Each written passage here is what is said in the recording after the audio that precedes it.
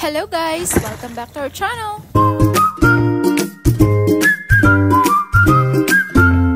Coral leopard grouper, also known as lapu-lapu in Tagalog. In Palawan, these species are the target of many fishermen. Fish buyers fetch high prices when sold alive. In the Philippines, especially in Palawan province, many households are highly dependent on fishing as a source of livelihood. Sa kasalukuyan, ang pagpapalitan ng mga buhay na isda ay laganap sa Palawan. Bawat isang lapu-lapu na may katamtamang sukat o yung tinatawag na good size ng mga local fishermen ay nabibili o nabibenta ng 2,000 pesos. Araw-araw gumigising ng maaga ang mga mangingisda para mangisda at nagbabakasakaling makahuli sila ng mga buhay na isda. Minsan, kapag kalmado ang dagat, nangingisda sila ng 4 o 5 araw sa kabilang ibayo o sa malayong lugar. At saka lamang uuwi kapag mayroon na silang enough ng mga nahuling buhay na isda na ibibenta.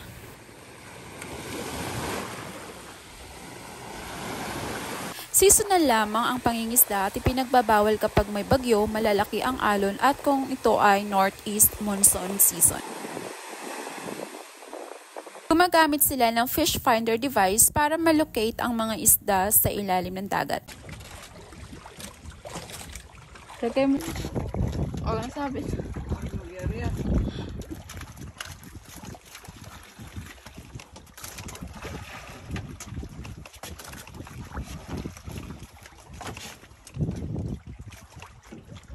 Kung patayin.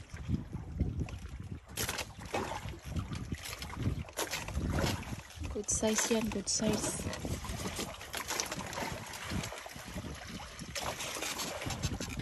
Ayan yung pampabuhay niya dyan.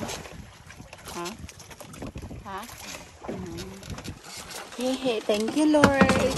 Another big catch.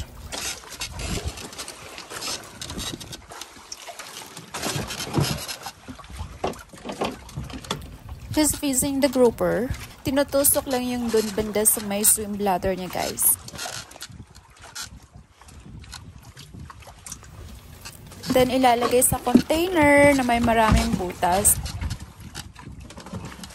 Tapos, bibitawan na naman ulit ng mga ilang oras. Saka kukunin kapag medyo parang okay na yung isda. Kalmado na. Tinatawag nila yung compress, guys. Kasi parang naninibago yung isda na galing sila sa pinakailalim ng dagat tapos bilang sa surface. Alam mo yun?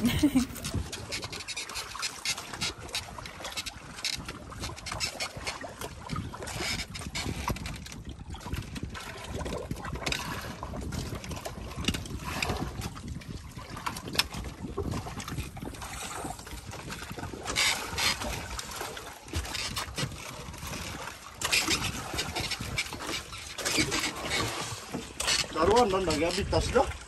Arap ko nga limog-limog. Ay nga nagkano man dyan sa liyo. Pero day ba? Nagambas ka gandan. Matakan ko ron, nabitas pa.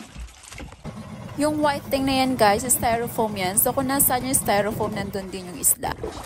Then, after a few hours, kukunin na nila yung isda. Tapos, ilalagay na sa tank din sa bowl.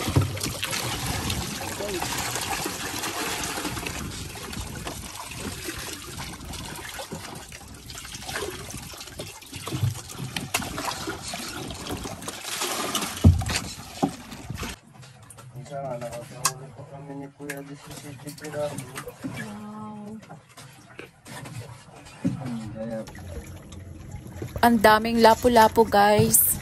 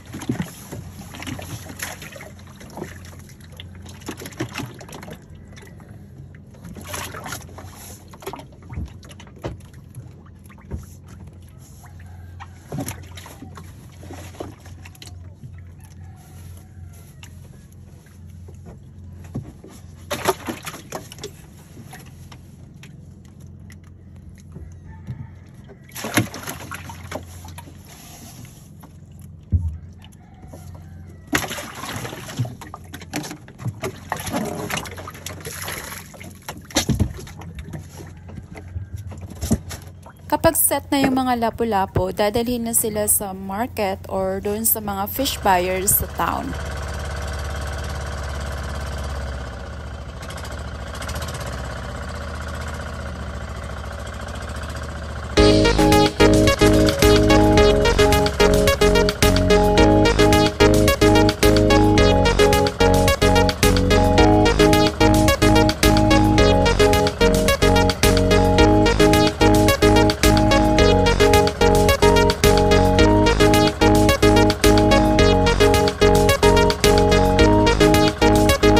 Sa mga fish buyers sa isla ng Palawan. Dito ipinibenta ng mga kapatid ko yung mga nahuli nilang buhay na isda.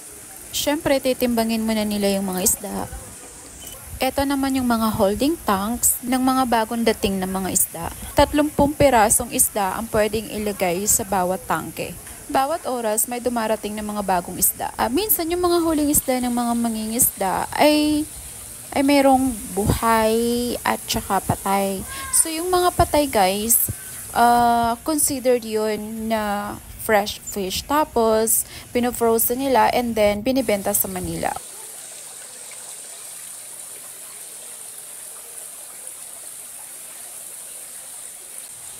Bumibili din sila ng mga lobsters, ng mga shrimps, at saka ng mga octopus.